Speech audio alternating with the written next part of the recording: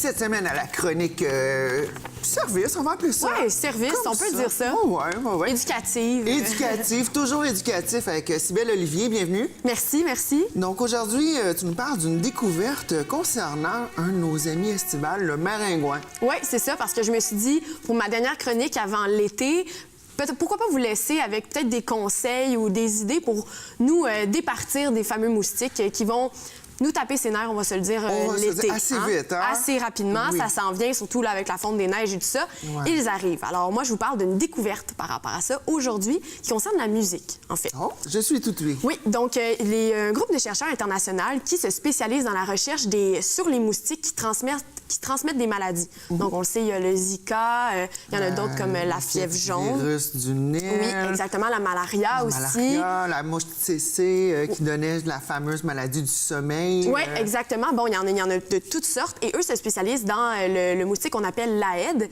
qui est celui qui transmet la fièvre jaune. Donc, qu'on n'a pas encore ici, mais qui va peut-être éventuellement... C'est plus dans l'hémisphère sud, en Afrique, en Amérique du Sud, ces endroits-là. C'est ça. Et donc, on ne l'a pas encore ici, mais tout de même, on pourrait peut-être prévenir ça parce qu'ils ont découvert, en voyageant bien sûr, parce qu'ils ont découvert en fait qu'il y avait un type de musique qui allait freiner leur cycle de reproduction et qui allait peut-être même en péril leur survie, si on veut. OK. Un artiste en particulier? Un artiste en particulier. En fait, ils sont partis du constat que le son a un impact sur plusieurs espèces animales, dont les moustiques. Un impact sur la reproduction et sur leur survie.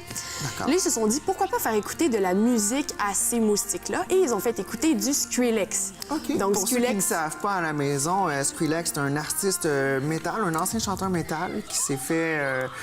qui s'est blessé les cordes vocales, qui est maintenant DJ, mais un son assez particulier. Oui, exact. Il y a un DJ, bon, à l'international, les gens le connaissent, un son, exactement.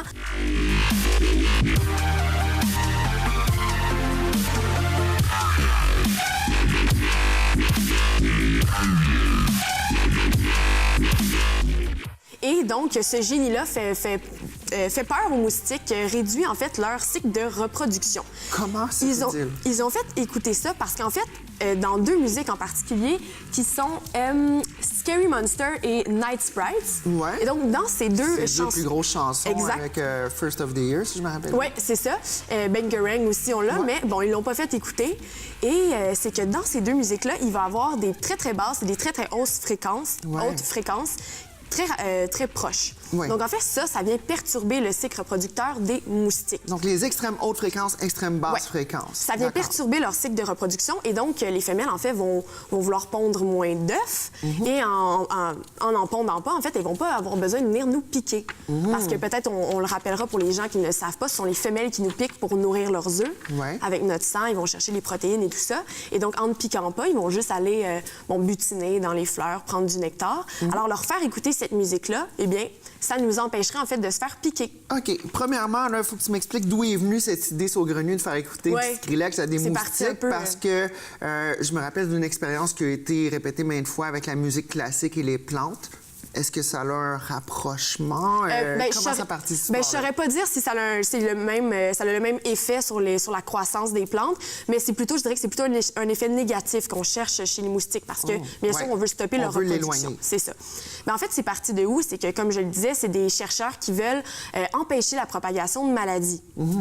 Et donc, en arrêtant ce cycle reproducteur-là, eh bien, ils se sont dit, ça va peut-être être une nouvelle manière d'arrêter la propagation. Parce qu'ils ont essayé les insecticides. Oui, ils ont détruit la nature. Exactement, c'est pas bon pour l'environnement, ça peut détruire d'autres espèces aussi.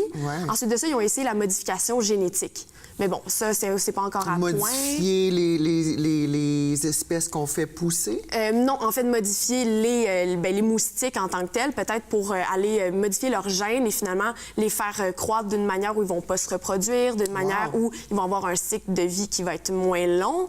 Mais bon, ça fonctionne pas encore, c'est pas encore mis au point. Il faut le travailler aussi. Est-ce que ça met en danger d'autres espèces qui mangent les moustiques? C'est dangereux de jouer avec la génétique comme ça. Ensuite, ils ont fait un autre test qui est plutôt avec les coupes-fins. Donc, les coupes-fins humains coupent la faim aussi aux moustiques. Mais là, finalement, ça aussi, c'est encore une question d'environnement. Chimie, de distribuer des trucs qui sont pas le fait de le mettre un peu, par exemple, dans les points d'eau où ils vont aller s'abreuver, ben c'est ça. Ben, en fait, ça peut être néfaste pour d'autres animaux. Tout à fait. Donc, finalement, ils sont arrivés avec cette idée-là de musique où ils se disent que finalement, on pourrait peut-être essayer de trouver une manière de généraliser ce son-là, ces très hautes et très basses fréquences, qui nous atteindrait pas, mais atteindrait les moustiques. Et peut-être qu'on arriverait à stopper la propagation, finalement. OK. J'imagine que ça part au départ avec comment le moustique fait pour nous percevoir. Oui, c'est ça. Parce que là, lui, il voit pas du tout, puis il sent pas les sens comme nous du tout. Non, c'est ça. En fait, le moustique, on peut... c'est assez impressionnant. Il peut nous voir de très loin, nous sentir de très loin aussi. Il va utiliser son odorat, sa vue et la détection de chaleur pour venir nous piquer. Donc, il peut nous sentir à 50 mètres. Ils vont sentir... Oui, c'est quand même impressionnant quand on se dit que c'est dans le bois, quelqu'un qui passe... Oui, mais les gens qui ont une plus forte odeur corporelle vont nécessairement les attirer un peu plus. Je vais vous expliquer un peu plus tard pourquoi. Okay. Mais c'est toute cette émission-là de CO2 qui va les attirer. Ensuite de ça, ils vont nous voir environ une dizaine de mètres et finalement, pour nous piquer dans les zones les plus chaudes, souvent, c'est le cou, les poignets. Ils vont détecter la chaleur pour savoir Exactement. où piquer. Ouais. Wow, d'accord. Et puis, est-ce que c'est vrai que certaines personnes ont un sang qui attire les moustiques? C'est une question qu'on se pose. Il y a toujours quelqu'un dans notre... Il y a tout le temps un qui s'achale plus. Oui, qui s'achale plus ou qui s'achale pas du tout. On est toujours jaloux de ces personnes-là. Mais finalement, il y a une équipe de chercheurs également, mais cette fois-ci au Royaume-Uni, qui ont découvert que finalement, c'était une question de génétique. Il y a des personnes qui sont génétiquement attirants ou immunisées pour les moustiques. Et dans toute la population mondiale, c'est environ 20 qui sont très, très, très attirants pour les moustiques. Et donc, c'est ça, au Royaume-Uni, ils se sont rendus compte que c'est notre microbiome qui accroche les moustiques. Donc, c'est toute notre odeur corporelle qui est faite... Toutes les bestioles qu'on voit pas microscopiques, créées par les bactéries. Sur nous. On voit Daniel, notre caméraman, ça lui pique déjà partout, hypochondriaque peut-être.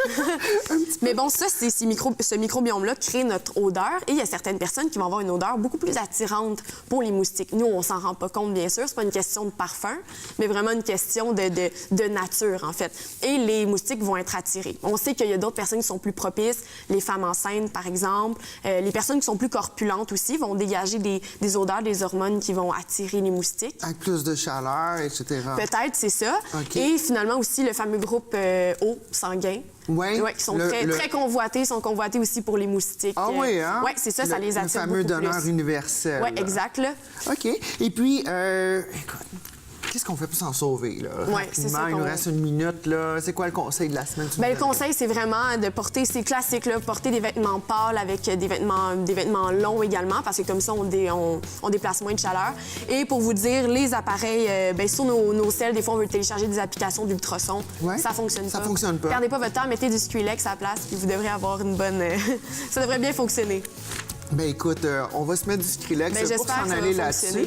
Un gros merci, Cybèle Olivier. On te revoit la saison prochaine. Bye-bye. Bye-bye.